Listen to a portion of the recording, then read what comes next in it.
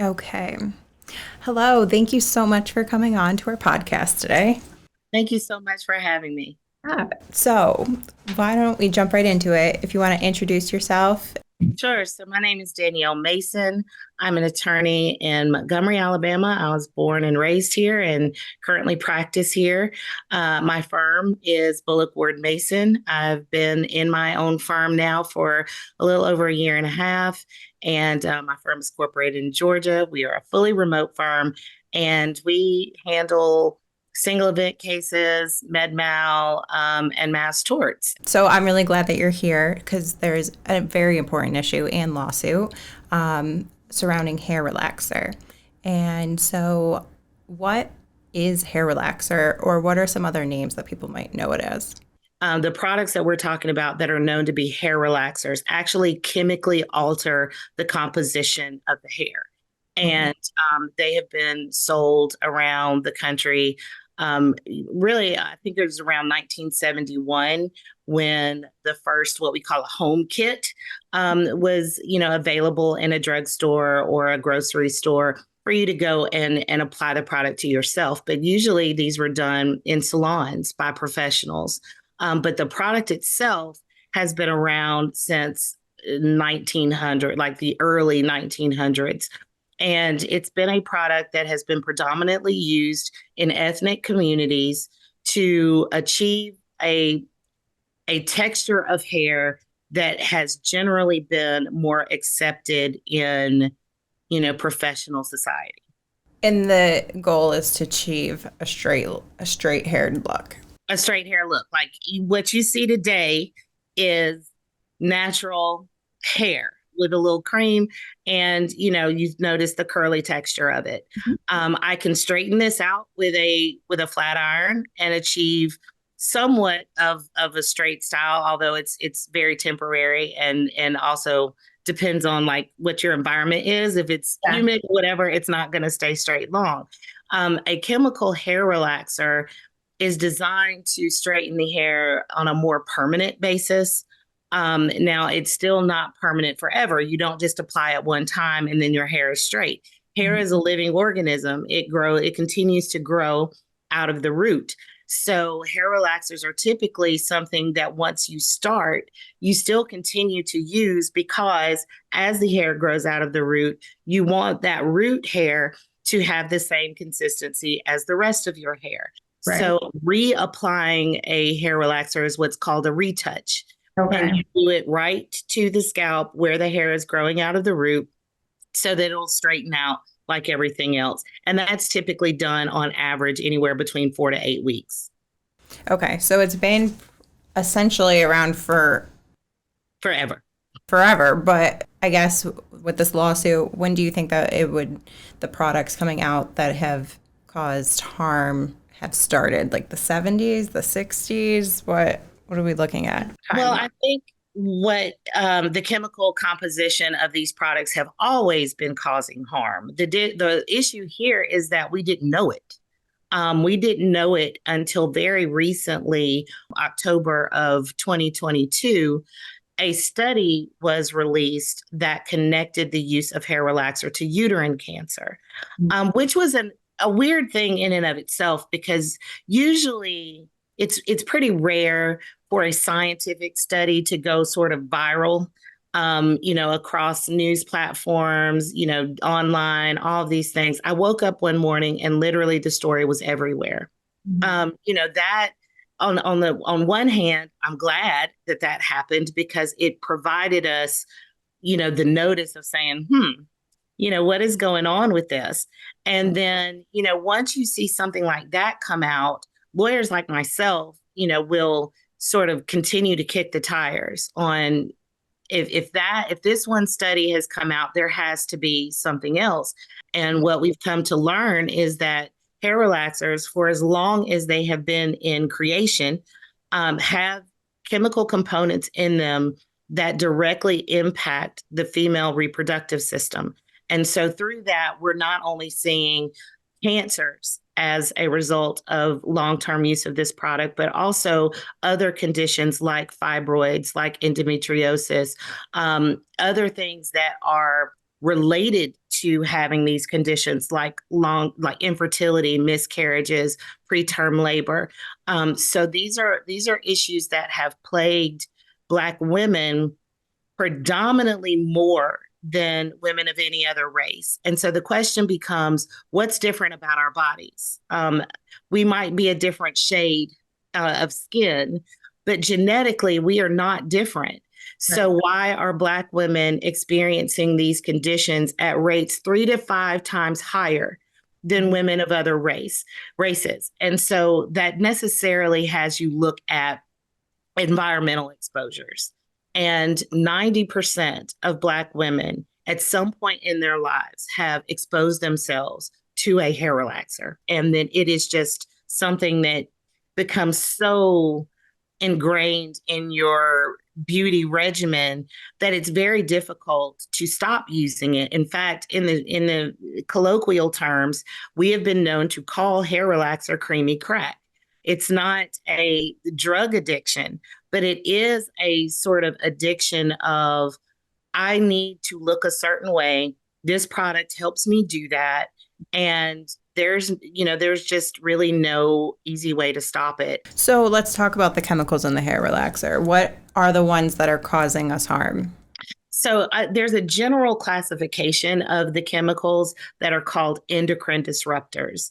And within that classification, there are a number of different types. So you're talking about phthalates, parabens, um, bisphenol A, which is for short BPA, cyclosiloxanes, UV filters, carcinogens. There are a number of these products, these chemicals that are in these products that really serve no real function other than, easing application of the product. It kind of makes it, band together and stay together so that it doesn't sort of disintegrate in the packaging. And so, Okay. the damaging part here is that even if you were someone who really wanted to make sure that you were not overly exposing yourself to these things, you would not be able to tell that from a hair relaxer bottle because none of what I've mentioned is going to be listed as a component of the product. So this lie versus no lie does not matter in how dangerous this product is. It does not. Okay. I think no lie was designed to be a little less harsh in terms of like its capacity to burn, even though hair relaxers still burn the scalp, even in a no lie formulation. But that has nothing to do with the harmful chemicals that we're talking about here. I want to make sure that I'm understanding. So which brands of hair relaxer are causing cancers and reproductive issues? Our theory is all of them. There are so many, and there are brand names that I could throw out that if you use these products, you have heard them around your house, you've seen them in the store. Probably of the most popular brands, Dark and Lovely. Dark and Lovely is a L'Oreal product. Just for Me was very, very popular, especially in the early 90s when I was a little girl. Motions, TCB, Soft and Beautiful, Optimum Care, Mazzani. I mean, the list goes on and on and on. And it doesn't matter the strength or what brand, they're all causing cancers. Can you what cancers are they causing? So, from the medical literature, we can make the case for uterine, or endometrial, which is basically the same thing. Ovarian cancer has been linked. Breast cancer has been linked. I'm looking into potential other cancers given what I know about the endocrine disruption. But right now, those are the ones that scientifically there have been studies to show the association. And what are the issues and illnesses that are not cancerous but still part of this lawsuit? So that would be uterine fibroids, which are non cancerous tumors of the uterus. You've got endometriosis, a condition where the uterine lining that women every month when we have our menses, that lining tissue that builds up inside the uterus is supposed to stay inside the uterus. Endometriosis is a condition where that tissue actually grows outside the uterus or within the fallopian tubes and can cause a lot of pain, infertility, all of these things. And there is no cure for that. Yeah, and unfortunately, I think a lot of people who have been using hair relaxers have also had hysterectomies because of these issues. That's correct. Which is a hard procedure to recover from, or can be. That's right. Yeah. I've had one. Unfortunately, in my mid 30s, I had a hysterectomy, and you can't psychologically, even if you've decided, even if you've been blessed to have children, if hysterectomy is part of the course of treatment, there's always still that psychological loss, and devastation of a part of your body that is so ingrained in your womanhood is no longer there. That has a lot of impact. There is a lawsuit for hair relaxer. Let's talk about that a little bit. Where is it? What's going on with this? Can you give me a little short, brief description on what this hair relaxer lawsuit looks like? Okay, so it's kind of going on in multiple fronts right now. So I'll start with the federal cases. There is an MDL, which stands for multi-district litigation, that was established in the Northern District of Illinois. The Honorable Judge Mary Rowland is the presiding judge. All hair relaxer cases, particularly the cancer cases, the MDL has chosen to only pursue injuries related to uterine, endometrial, or ovarian cancer. So the multitude of cases with those injuries for plaintiffs that live all across the country have cases filed there. And I think, we're somewhere around 8,000 or 9,000 cases filed in that MDL. Outside of that, there are some state courts that are evaluating these. And I have been appointed as a member of the plaintiffs' executive committee to help lead that coordination. There's a lot that is being litigated right now in terms of jurisdictional motions and those things. But I think within the coming months, there will be a more broad base for which we can file these complaints and, just sort of continue the momentum of the litigation overall. I want to talk about who qualifies for the hair relaxer. Okay. So that is typically established by what we call a case criteria, and different firms will set different parameters depending on what kinds of cases they are willing to take. For our firm, we are trying to help as many women as possible. So, our firm is one of the few in the country that actually want to pursue fibroid and endometriosis cases. So to that end, we will accept that, but that does not necessarily mean that every law firm in the country will. Mm-hmm. But we take those other factors. I mean, we look at the length of time. We would look for at least 5 years of continuous use of the product, which, as we described before, that's usually a very low hurdle. Early exposure is a criteria point that we look at. We also, with respect to fibroid and endometriosis cases, we do require that there's at least been a surgery. Whether it's a myomectomy to remove a fibroid, a partial hysterectomy, or a full hysterectomy, these are qualifying procedures. So anyone who's used them throughout the country, it's not just specific, because I think some people might get confused because the lawsuit's being held in one specific state or area. It doesn't matter where you live. It does not matter where you live, whether you live in Washington State or Florida or anywhere in between. If you've used these products and have been harmed reproductively, we would be happy to take a look and see if we can help. All right.